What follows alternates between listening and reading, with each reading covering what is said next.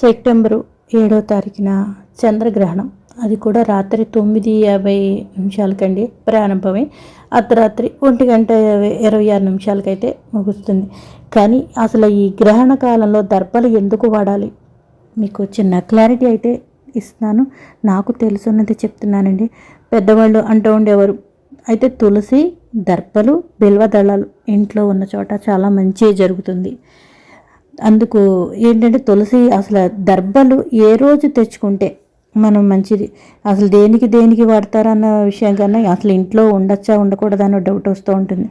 ఆదివారం నాడు తెచ్చుకున్న దర్భలు అయితే మాత్రం 1 వారం పాటు ఉపయోగించుకోవచ్చు. అమావాస్య రోజున తీసుకొచ్చిన దర్భలు అయితే 1 మాసం మాత్రమే ఉపయోగించుకుంటారు. పౌర్ణమి రోజున కోసి తెచ్చుకుంటే 15 రోజులు ఉపయోగించుకోవచ్చు. అదే శ్రావణ మాసంలో అయితే కోసి తెచ్చుకున్న దర్పలు అయితే సంవత్సరం పొడుగునా కూడా మనం ఉపయోగించుకోవచ్చు. భాద్రపద మాసంలో తీసుకొస్తే కనుక 6 మాసాలు ఉపయోగించుకోవచ్చు. ఈ 6 భాద్రపద మాసంలో కూడా మహాలయ పక్షాలు వస్తూ ఉంటాయి కదండి. శ్రాద్ధ కర్మలు అవి వాటి కోసం అయితే దర్పలు ఏ రోజుకి ఆ రోజు ఉపయోగించుకొని మిగతా రోజున మళ్ళీ ఆ రోజున తెచ్చుకుంటే మహాలయ పక్షాల్లో తెచ్చుకుంటే ఏ రోజు దర్పలు తెచ్చుకొని ఆ రోజునే ఉపయోగించుకోవాలి. ఇదండి దర్భలు ఎంత ప్రాముఖ్యతో చూసారా.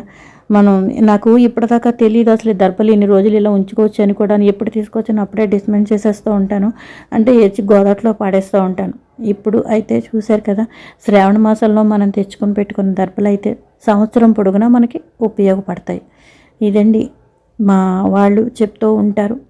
నాకు తెలుసున్నదైతే మాత్రం ఈ దర్భల గురించి చెప్పానండి.